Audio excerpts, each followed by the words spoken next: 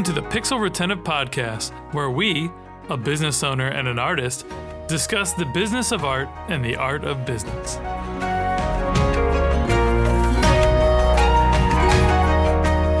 Pixel Retentive Podcast, where we share our thoughts on creativity, art, and business.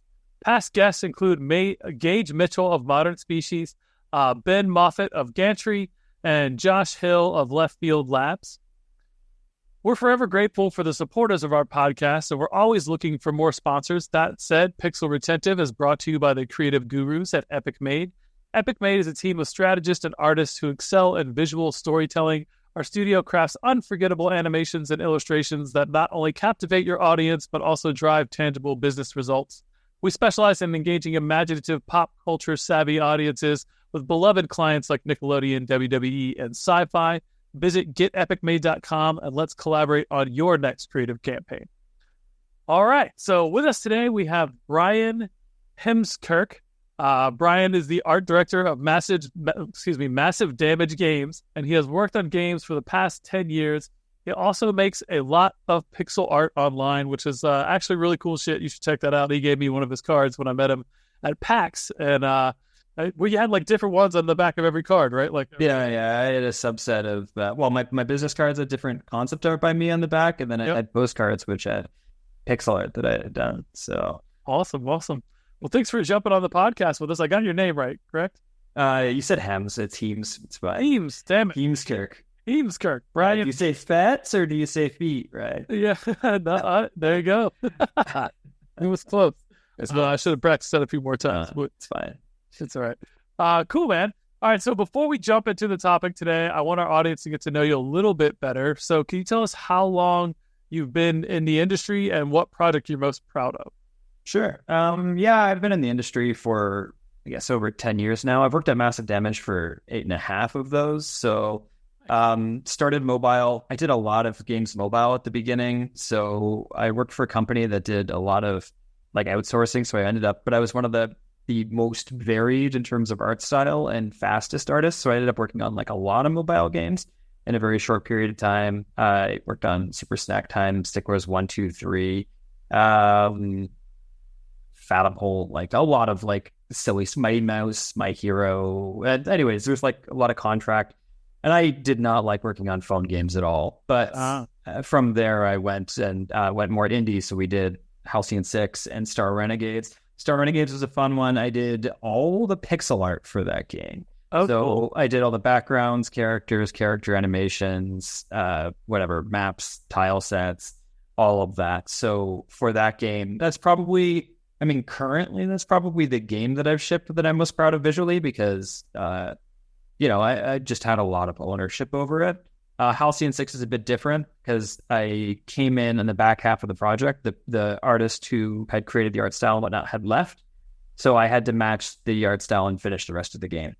Ooh, that was challenging, huh? Yeah, well, it's kind of what I was good at. Star Renegades was a bit different because it was kind of growing to art direction from that. Prior to that, I always just matched the artist and then increased output. So for a long time in the game industry, that's what I did. People knew they could throw me in a project. I'd be able to match whatever artists they had in place. And then I would expand the amount of work that they had. Nice.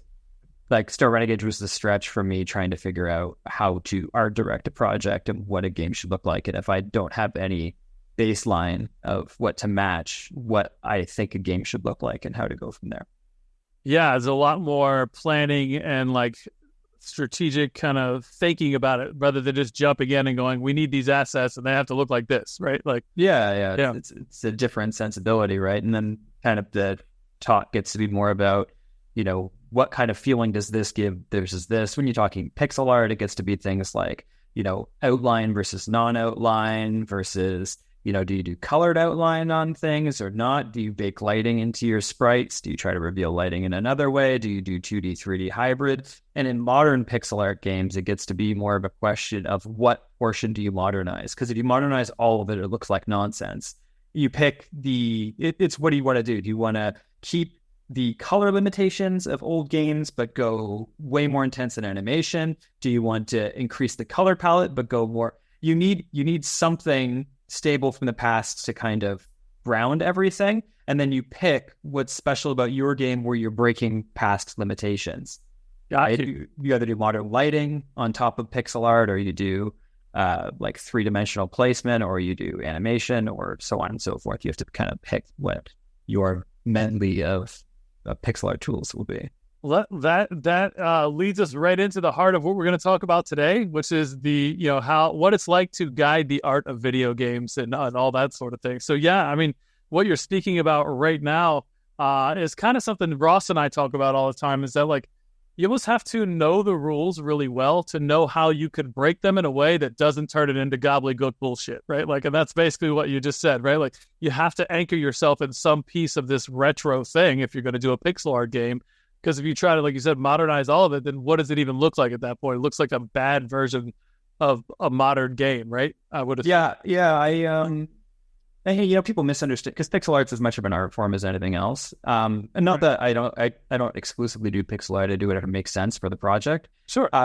But like just personally, I got kind of known for it, so I continue doing that for my personal style. In regards to what you said, there's something more or less I say all the time. I think it's like known in the art community.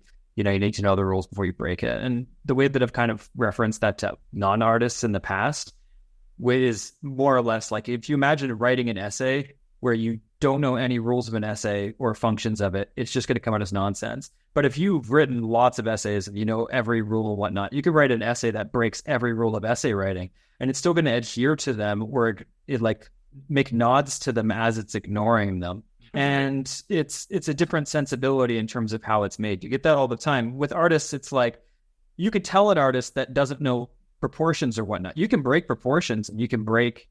You get those like weird lines that like hint at the curvature of a leg. And if someone really knows anatomy, they can break that, but they break it consistently and they break it in an elegant way. And when you do that haphazardly, you never get that feel. And you can see the difference between really good artists and typically, more up and coming artists with especially curvature of wrists and legs and things like that is usually an easy place to look in terms of stylization.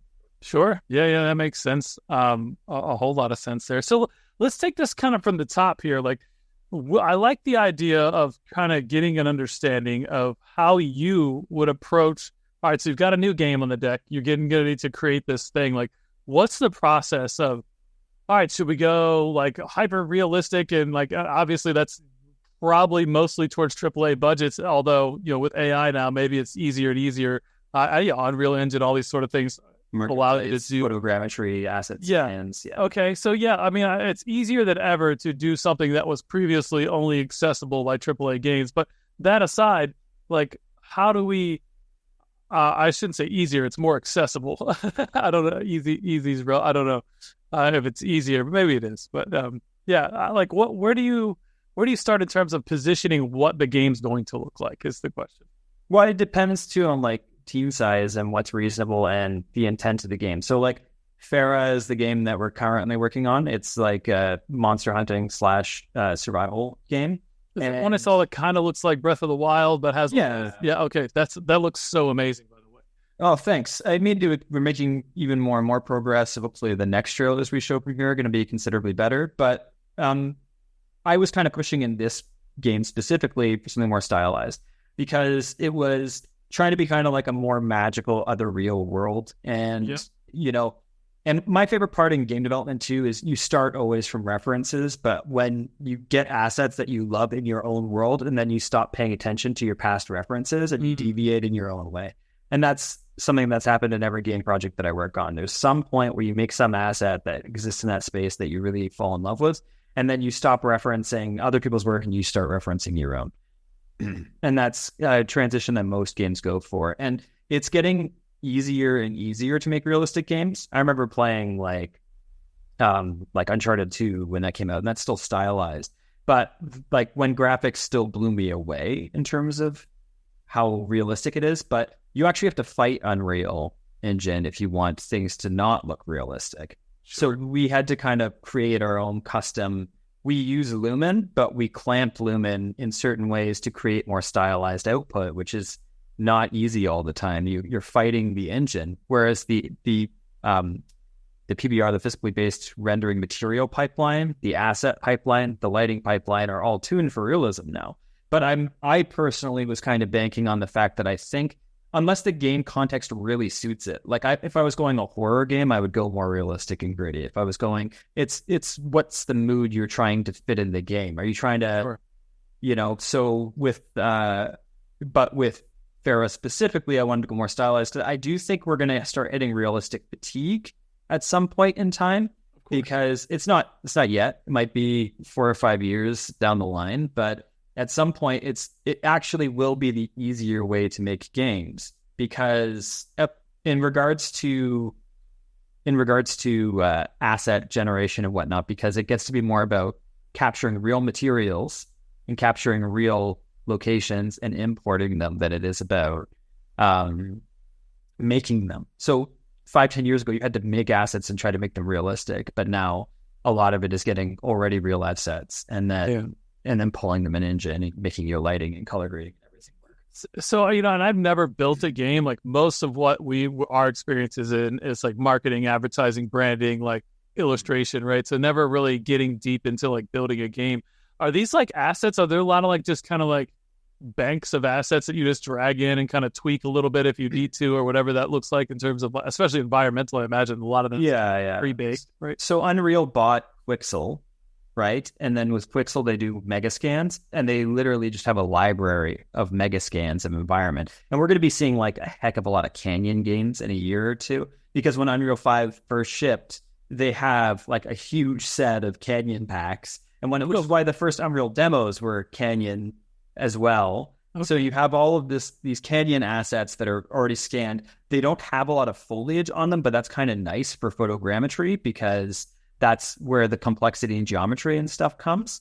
So you just open Quixel and you can grab assets if you're going to generate a realistic looking game, and you can jam rocks and real rock scans and real canyon scans together and build a game really quick. And Nanite takes care of the geometric complexity of it. That's relatively new in the scheme of things. That's just in the last like 3-4 years that we've had access to that kind of thing. Prior to that, like teams like Star Wars Battlefront, when EA was developing that game, they showed some of what they were doing. And that was when, photogrammetry was really starting to pick up, and they had teams dedicated to going and scanning assets and getting the assets they wanted. Same with like Death Stranding. They were doing that in Iceland and scanning assets and things for that.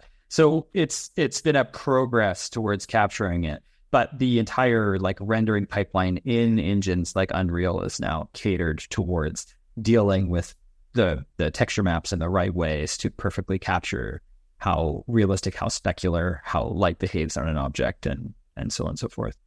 Interesting. So if you want to go more stylized and more like, let's say like an anime vibe or any type of stylization, it actually is a little more difficult at this point, and you think it's kind of on par? It is more difficult. You're fighting the engine. So it's difficult in some ways and it's easier in other ways. So for instance, if your team is really small, the thing that going more stylized does is it forgives on animation to some extent, and you're going to need a little bit of forgiveness, because the more realistic an asset is, the more awkwardly it moves, the deeper you feel like it's in the uncanny valley in its movement. So if you have a really small animation team, to some extent, you're going to be hurting with perception, because people won't accept that level of animation if you can't just get enough motion capture data and clean up and everything on the assets to make it look believable. You could end up hurting yourself that way, but you're actually fighting the engine, and it doesn't really gain you any performance to go stylized nowadays. Previously, with games like Wind Waker and whatnot, you used to gain a ton of performance to go stylized. You're limiting how much color or how light computed on things, and then there was a performance advantage to going like cell shaded or whatnot at that point in time. But now, because we're using real lights, we're just creating clamps and stuff. The light calculations are basically already being done, and we're putting limits on them. And it's not. It may be slightly more performant in some settings, but I haven't really seen any performance difference with doing stuff like that. If you do like a hardcore baked lighting, which means you just pre-calculate all your lights and whatnot, there's a lot of performance you can gain that way. But if you do anything real time, there's not a huge difference. That makes sense. So I guess the first decision on the decision tree is like, evaluating what resources and the amount of people you're working with, and then what you could even reasonably pull off style wise, and then deciding from there. Well, even look at like clear compromises they make in modern games. Like clearly, I don't know if you played Final Fantasy VII Rebirth at all, but there's no time of day, right? And some of the reason that the lighting looks so good is that they were able to use sophisticated baked lighting, and they didn't have to. They made a conscious choice, despite the fact that you're roaming around outside forever, to not have time of day, even though that seems a little unrealistic. That it's always daytime, but Sure. they did that consciously so that they could make things look better, because otherwise people would be complaining about performance. Real-time lighting is a lot more expensive.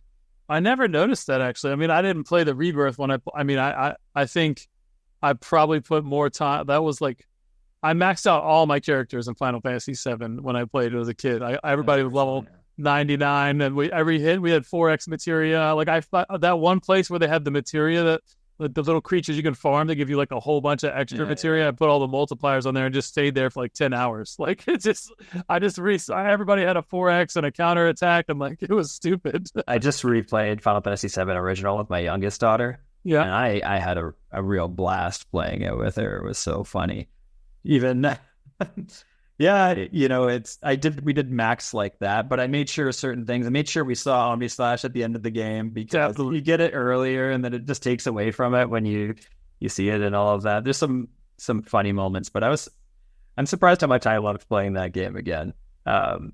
Dude, I think I want to play it. I just haven't had the time to game as much as I used to, you know, just running a business and all the different things that have going on. But yeah, I remember the story. I forget the Cloud's friend's name, the female that dies. What's her name? Oh, Jessie.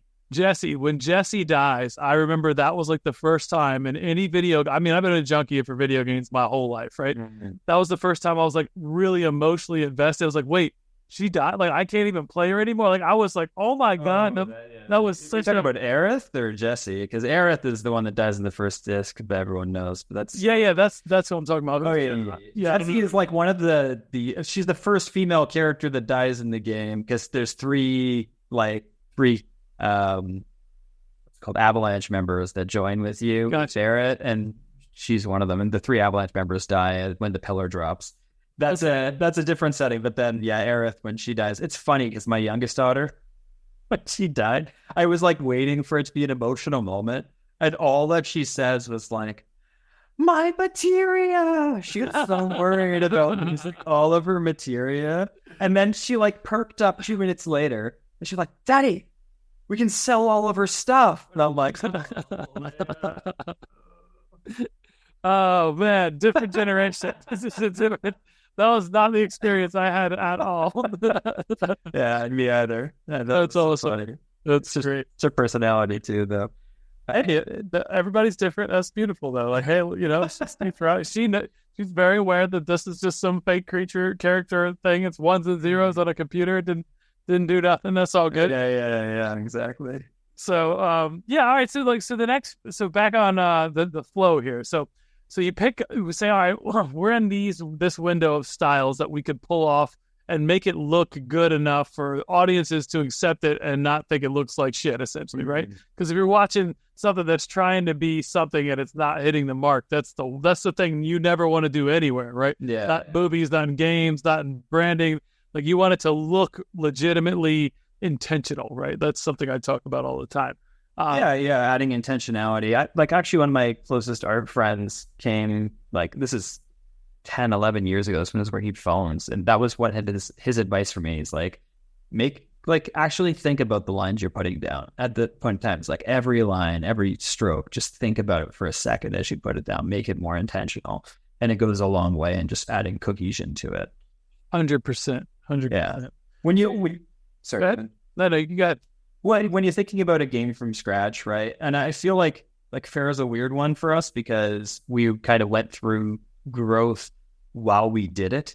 You know, we went with a more simple low poly style, and then as we proved we could do more and more, we kind of expanded the visual scope of what it was. Because, you know, obviously we'd done a bunch of 2D games prior. I've always been obsessed with games, and I've never been limited in terms of what I interact with. I'll do 3D, I'll do 2D, I'll do illustration, I'll do key art, I'll do pixel art.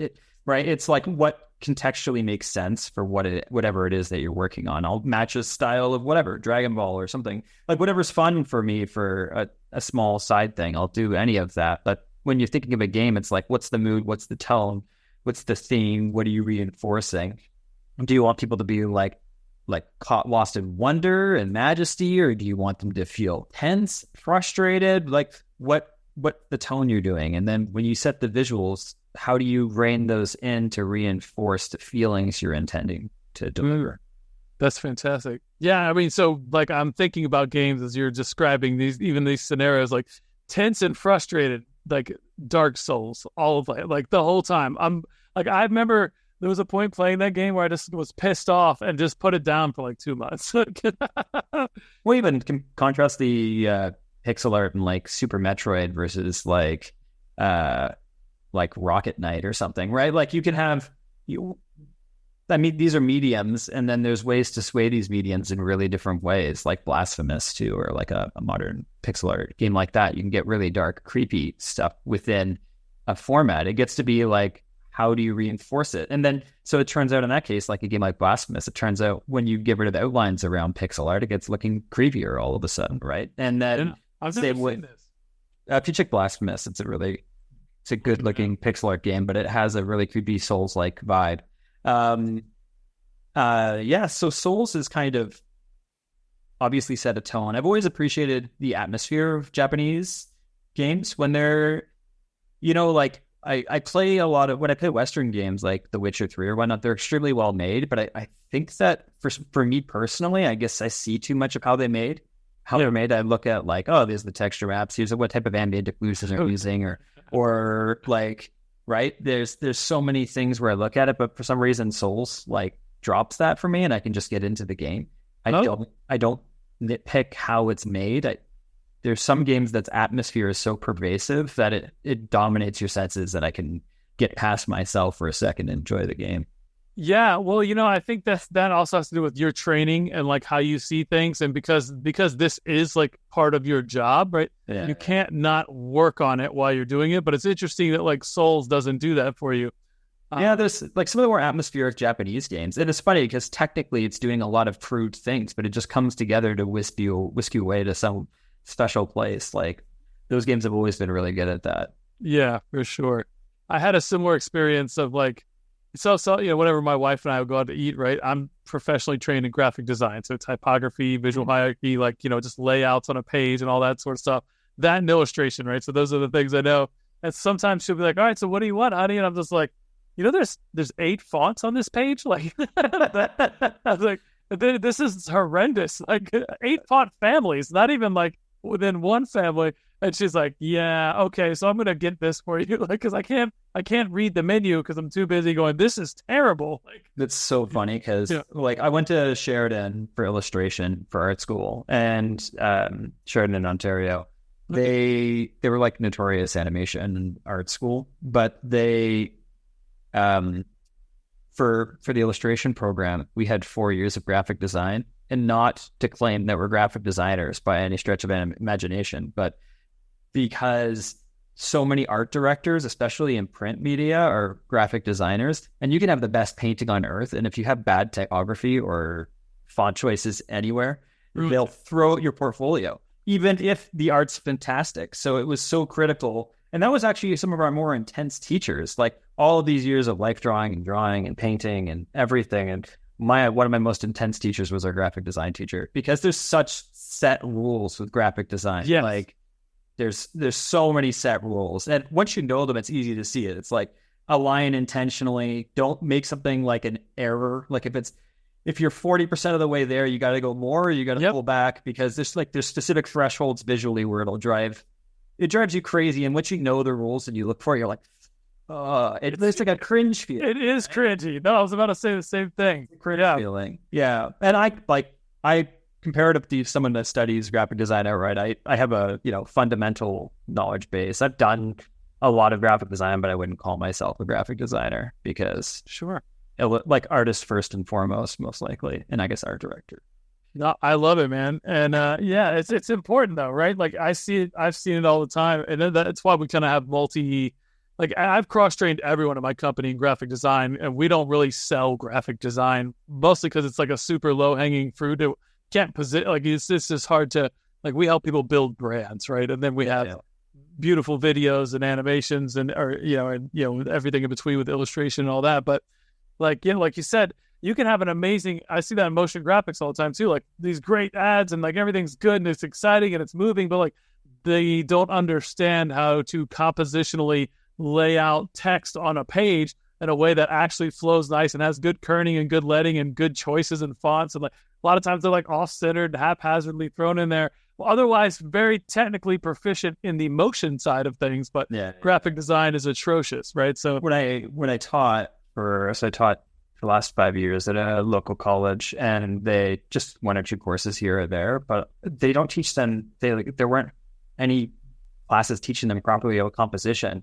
And I remember my graphic design courses on composition just playing with like 2 letters in space a lot of the time, or a shape. You could have a sphere or just like a circle, and then where you put it in a frame, like off to the side, cropped or big, or if there's a little tiny one next to a big one, it says so much about the relationship between those 2 things. You can communicate a ton with minimal information just about where you crop in a page. And a lot of people don't have enough understanding about that. Like it's such a fundamental art thing. Totally. Like they're like conceptually unaware of it at all, that it exists, right? I remember having whole projects where it's like, I want this to have visual hierarchy in such a way that you're directing me around a page, like from here to there with just font choices and spacing and lettering, and just like like you said, proximity to other things, like color and boldness and all the things. So mine like holds too, right? Like, because we do this visually with characters and whatnot all the time, is that what you have,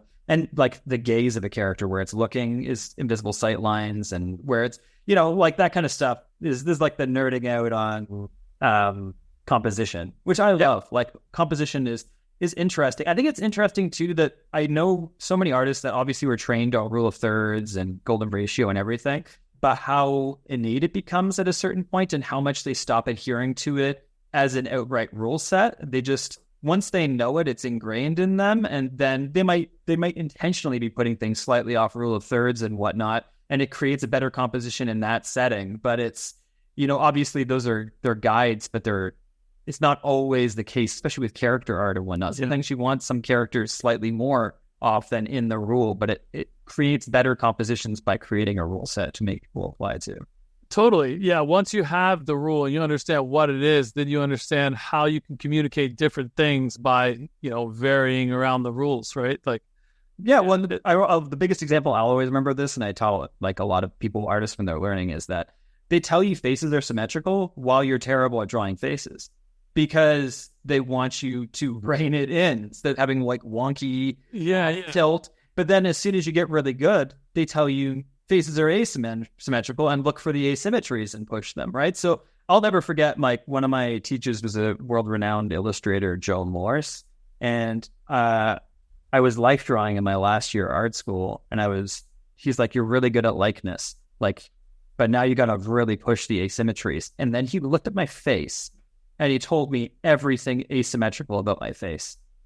Like everything. He's like, you have a group of eyebrow hairs that go the other direction over here. This line slightly lower than this line. And he went through my entire face, and I've never felt so odd and self-conscious in my entire life. I'm like, I feel like I'm not that asymmetrically faced, but he found all of them. And I'll never forget that. I used to feel beautiful, so I took this art class. My teacher ripped me apart. Yeah, that's so true, right? Because if you tell them to focus too much on the asymmetry early on, like they can't get to the space where they could do the asymmetries are subtleties and not dominating, right? In most cases, right? So I think asymmetry should almost be, they need to be the intentional parts of the piece. Right. If your skill's not at a certain level, then you're almost guaranteed to be making them haphazardly. And when you deal with asymmetry, it should be intentional. And that's what makes characters interesting, but it needs to be intentional to look good. Right. It's what makes art come to life, for sure. Asymmetries and in design and character and all of that. But it needs to be handled very intentionally, like we were talking about earlier. I love it. So let's see what direction we want to take this conversation. We could talk more about the process of choosing and weeding into a specific art style. I feel like we've kind of hit that pretty good, unless there's some other pieces in there you want to talk about. I mean, I can summarize one other thing. Like, I had a student at some point in time that I was teaching that was like, well, art is subjective. And I'm like, limitedly within range. Like, we take the Paw Patrol art style and give it to Silent Hill. That's now created a completely different mood. It's like everything has functional thresholds that they operate in and break at the edges. And then what you're trying to do when you create an art style for a game or whatnot is find your place in a range that works. If you're in horror, you have like this wedge of visuals to play out with, and you have to pick how you operate, how you own within that to really narrow down the view. It's not infinitely subjective. It's it's a threshold that you can operate subjectively within. And then and I think that like that's always been the biggest difference between starting artists and professional artists is how often intent matches effect. Starting artists always struggle with they have to verbally defend their intent because people don't read it as intended. And I'll always remember like first year art school when every student hated certain teachers because the teachers would like prod them like, well, I don't see this as this. And they'd be like, well, it is this. And then they would defend their piece. But you make art long enough, right? You get to the point where it's pretty much always people see it as you intend. That the threshold of error drops over and over again the more practice you get in this. And the more you engage with people who actually look at your art, because you need to be flexible too. You need to be flexible without being captured by them. Yeah, no, that makes sense. It's like the space in which you're creating art needs to what am I trying to say? Yeah, the execution that you're going for, it can't look haphazard. And the fact of the matter is you're creating something within a culture that is a norm. So there's some sort of established audience, more than likely. And if you communicate something that it doesn't come through and you're trying to do it, like you're missing the mark entirely. Like if you have to get up there and defend, well, this is supposed to be, horror feeling, and it doesn't at all. And it comes off like light and fluffy, like it's almost like if the cow level in Diablo wasn't a joke, right? Like, yeah. It's like the art style everywhere rather than a sideshow within the world to catch people off guard. Yeah. So I had a brain fart there for a minute. No, it's all right. A little stuck in how to get that out. So there it was. It's all good. So what are you still teaching?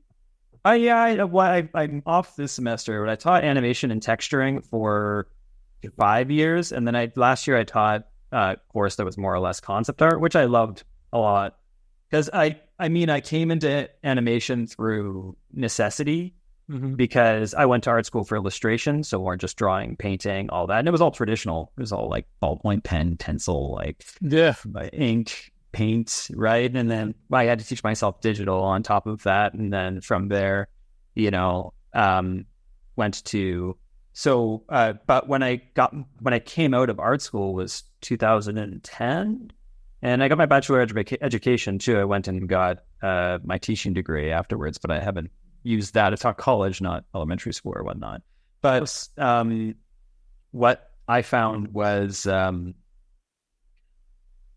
just trying to regain my trace of thought. I had to teach myself animation because there was a huge boom when I came out for art and mobile specifically. Right. So when I graduated, the iPhone had just come out. And there was a huge wave of need of art assets. So that was kind of my entry point into the industry because suddenly there was like 5 to 10 times more of a need for art than what it currently existed.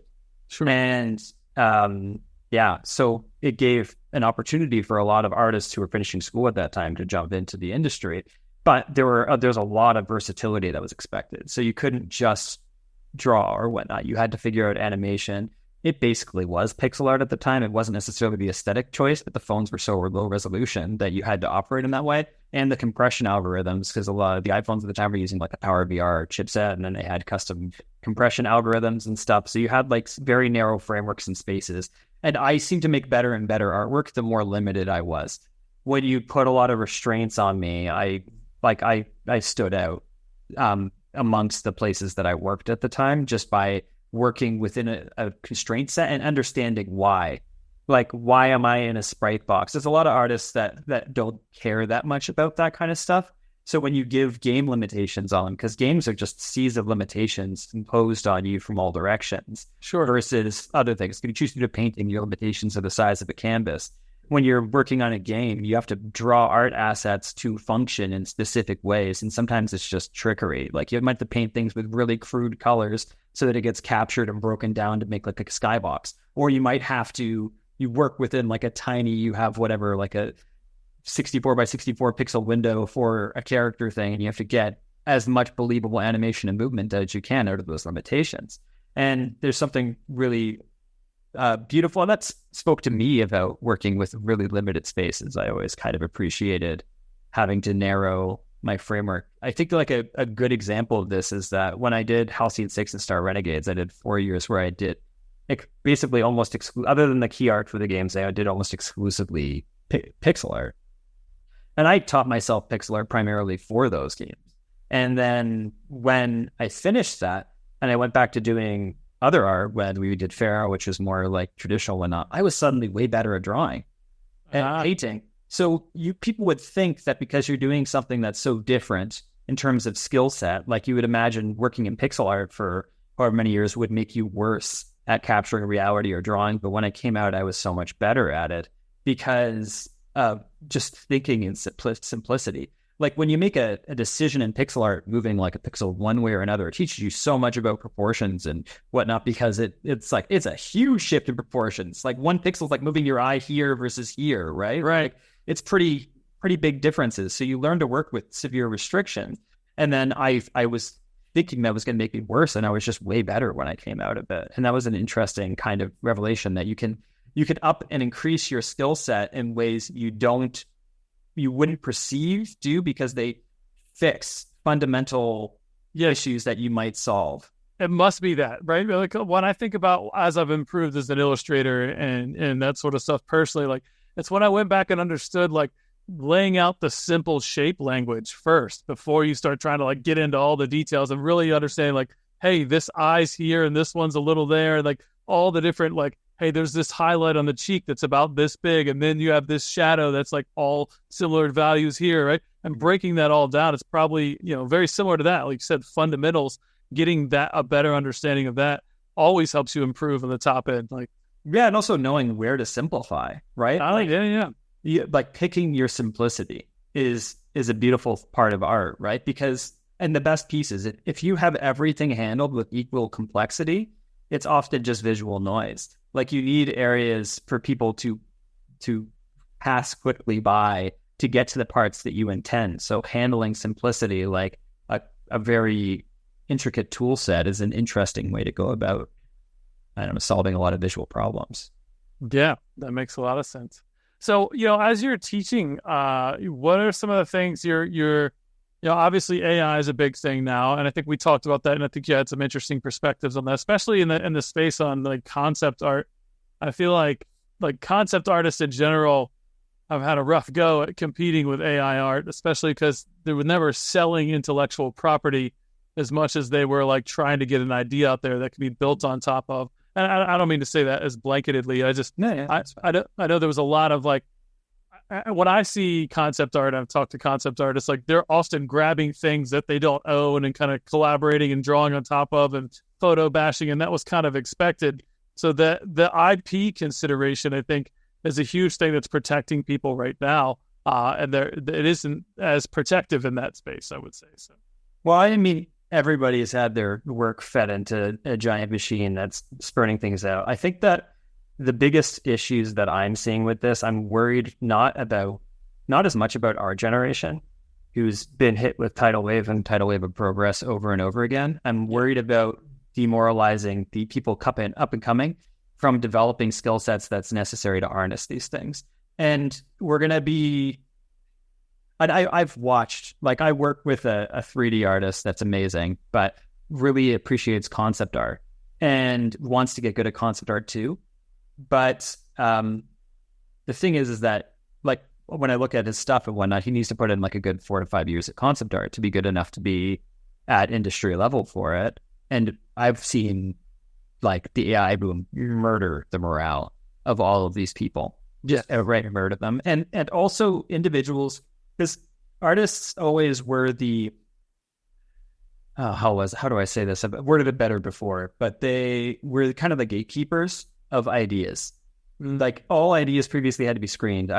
I was an artist pre-AI, and you would get all of these people coming up to you that they would have this idea that they think is amazing, but they need an artist for that idea. And then artists got a chance to be like, I think this is terrible. Or there's a good idea, right? And I choose to back it. Like I don't take a lot of freelance because I don't need to. I work full-time in games and doing game art. But, if an idea is interesting enough, then I usually don't mind, doing an image here or there for whatever purpose. But artists curate these things, and they have through all of human history in terms of what ideas get made or whatnot. It's either money that pushes an idea forward, or it's passion that pushes it forward. Yeah. And like an artist has to be captured by an idea to put that amount of passion into it. And what I've seen a lot of is individuals wielding AI with like a bazooka, right? So it's they're taking our skill set. And the worst thing is like there is a subset of people that has kind of like almost the sadistic look on their face as they're doing it. Like, haha, I'm using your skill set. Yeah. I don't need you. Like it's this strangeness that comes with this as they've literally aggregated all of art, and then we put limits on it with words. And that's what's spitting out these images and whatnot. And I mean, it's funny because we thought with AI that like art and stuff would be hard for it to do. But really what's going to be easy for AI to do is where humans aggregate information. And we have literally billions of, 25 to 200 kilobyte files that can be parsed by these data sets. The slower transitions with what AI takes are going to be the abstractions in space, where it has to understand a video and translate that into whatever game engine code and translate that into whatever animation subset. They're not dealing with native information input and output, but art's kind of, the mystery is all revealed just in the image sets. Even like worse starting up artists kind of reveal the process of what goes into better images. So it's all laid bare to just be fed into whatever. And wherever we aggregate is going to fall really quick for these things. It does have kind of like an average of all things. So I've noticed, people were more mesmerized in the past with AI when it first came out, but now it has a very specific look to how it finishes things that people are pretty aware of. But I don't know, it's going to murder motivation. And I'm worried, like for the next 20 years, we might actually get really great content because of it, in the sense that people that already have all of their artistic sensibilities built into them will wield it with the understanding that learning art taught them how to use it. And then they'll wield AI and do some really amazing things. But what happens when those people retire and die? People are really bad in general at respecting and understanding everything that built them to the skills and advantages they have. Yes. Yeah, for sure. I saw someone, I've seen this story told several times now from different people, but like some creative director, art director somewhere gets told by their boss that they need to hire some prompters. They bring some prompters in to do some work, and they're trying to have an open mind about it. And, they ask for some concepts, and they get, their first round of concepts from these prompters is like crazy, right? Like it's better than it ever has been because it's so much less effort to generate these first round of images. I said, and then from there, every time it falls apart, right? Because the people prompting aren't trained artists, and they don't have acute control over, hey, we want to keep this whole image the same, and we'll do a little in painting. We want to change this ear, or change that detail, or move that arm. And they don't understand compositionally and all the things that we talked about earlier in this episode, how to do that in a way that looks intentional and makes sense and actually works. Yeah. The technology may evolve from there, but like you kind of just alluded to at the end of your last statement, was the people that can really use this stuff well are already super talented artists, right? Now they're able to crank out more and more. So small, impactful, small teams like my team, if we start to leverage this stuff in ways that make sense and are ethical, and that's a whole other conversation, but we can generate and output more creative things than we would ever been able to do without it. So yeah, I think the only problem is that you kind of, if you need to do something traditional, it's created an impatience in people, because previously it was expected you get like a week to 2 weeks to do like a piece of key art or heavy concept art for an image. And now if you take more than a day, it feels like lots of artists have expressed this to me. They feel like they're not allowed to take longer than a day on an image ever, because then art directors start, or not art directors, but like team or whatever, CEOs, things like that start to be like, well, I could have generated this by now. You know what I mean? Like they start feeling that they may not say that, and they might not have the sense of like, they might not think that, but I've seen it through and through. One of my closest friends, who is someone that I actually mentored through art and whatnot, she quit because of AI. She was an art director at a studio for the last 3 years, and she was just like, I'm so done. I'm like, I used to draw things, and now I'm just giving AI things to touch up, and I used to operate and be able to do this and this, and then it's like with AI, it's really just, it's hurt a lot of that kind of process. And then it's also like what happened with animators when mocap came, in the sense of having to work in a way that they're less happy with, because animators prefer to animate things outright, and they don't want to be cleaning up mocap data all day. But then the more heavy use of mocap gets, the less they really get to animate outright. And then their job, did stop existing, but it's become a whole lot less engaging for them. Yeah. Right. And that's just been the nature of the beast, right? Like every time new technology comes out, people adopt it if it helps them do their thing, faster, better, more profitably, because the engines that drive most of this is money, right? And profitability and efficiency. So yeah, I mean, but I also see like a resurgence on the flip side. Like, I don't know if resurgence isn't the right word. There's always a place for a very high-end specialty, like I'm painting a shoe, right? Like this feels good to paint a shoe. I haven't done that in years and years and years, right? I forget how much I love physical. Like I work digital so much, but I'll get a canvas out once in a blue moon and just paint something, and it like speaks to my soul. And I'm like, okay, I wasn't expecting that, but I forget every time. And then when I pick up a real paintbrush and real canvas, it always hits me again. And I'm like, oh, it's like a calm that comes over my whole body. And like when you can spend like 2-3 hours on it, like you don't even care how much progress you made, just the experience and the textures and the feel and like the tactility. Oh yeah, just the noise of like when I'm actually, it's all of it. It's really delightful.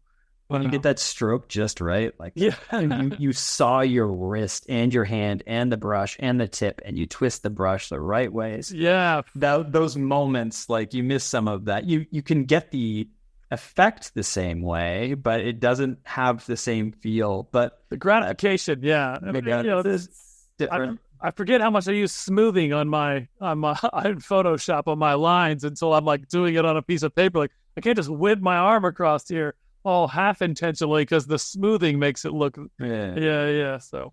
But all right, so hey, look, we're coming up on time here. And this has been so much fun, man. I feel like this went by really fast. Before we wrap, I do have one last question for you.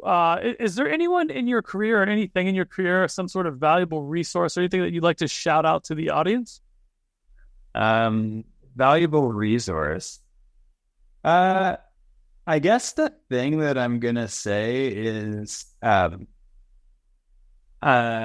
give more credit to your artist critics and teachers than I'll never forget, like, I had a teacher when I was in art school his name was Harvey Chan. He's a world-renowned professional illustrator who paints like crazy well. And if you didn't paint as well as him, he'd give you really bad marks.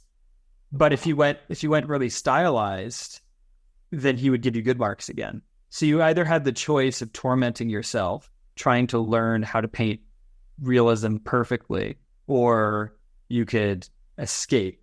And he taught me a lot about myself by being the hardest teacher. The teachers that were easiest on me where I knew what I had to do to get an A, but it wasn't actually my best work to get an A. I got away with a lot in. But when he was giving me C's on work that I spent and then I would just kill myself doing more, the other thing that it made me do is I had an ideal in my head of what I thought I wanted to be as an artist. Like, because, I guess there's like a prestige to being able to paint realism really well. And like that, there's this whole thing that wraps around that. And I think there was an ideal in my head of what I wanted to do.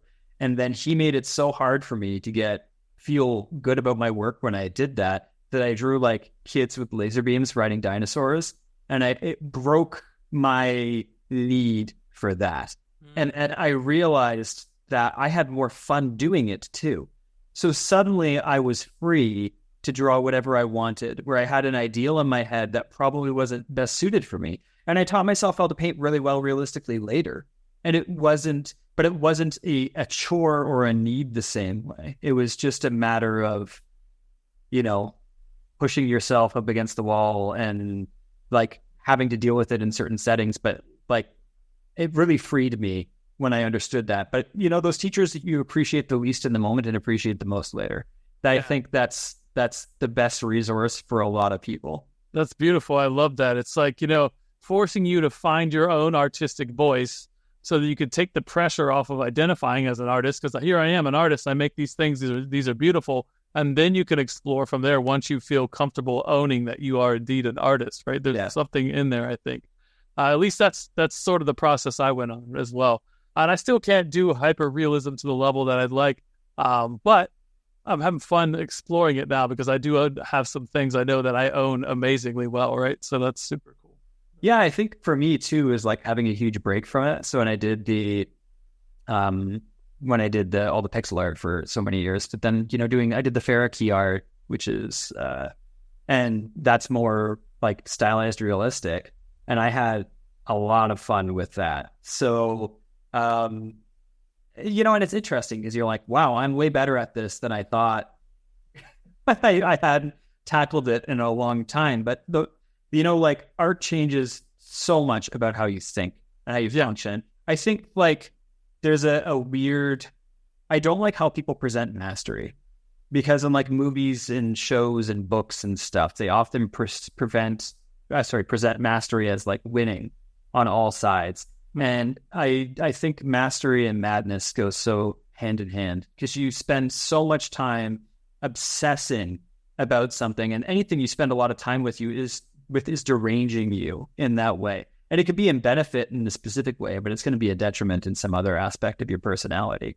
And, for me, it's like going in art mode, then I'm hyper analyzing everything, no matter what, at that point. And then my brain is in a completely different state. It says so much about artists that they do it at all, because, anyone who's an artist who talks to an artist, they always get those moments where they explain to someone that they're an artist that doesn't understand anything about art. And you could see in the other person's eyes, like, woo, like it's the easiest, most flighty thing you could ever do. Oh, but yeah. And it's the way that they perceive it. But really, like, most people can't do it because it's torturous. You're obsessing and fixated and working in an extremely narrow space for ridiculously long periods of time. And you are capable of torturing yourself for 6 to 8 hours straight like it's nothing. Like my massage therapist will tell you, I got the worst wrist she's ever seen, right? And that's not something that you would imagine would go with, like, woo. Yeah. Right? Like it's a different sense of what this stuff does to you. I love that. Yeah, for sure, man. Well, huge shout out to PAX. Where were we at? PAX East, where we met. That was super fun. And all right, so we've been talking with Bryan Heemskerk. All right, Bryan Heemskerk, who is the art director at Massive Damage Games. You can check out their website at massivedamagestudios.com. But if listeners want to follow up with you directly, where should they go? Just message me on Twitter. Yeah. What's your handle on Twitter? It's just my name. So if you just Google Bryan, literally just Google Bryan Heemskerk, you'll find me in lots of other ways. Awesome. All right, Bryan. I had so much fun chatting with you, man. And until next time, friends, we'll see you then. Thank you. We really hope you enjoyed the show. Please like and subscribe to join us on our next journey through the world of art and business on the Pixel Retentive Podcast.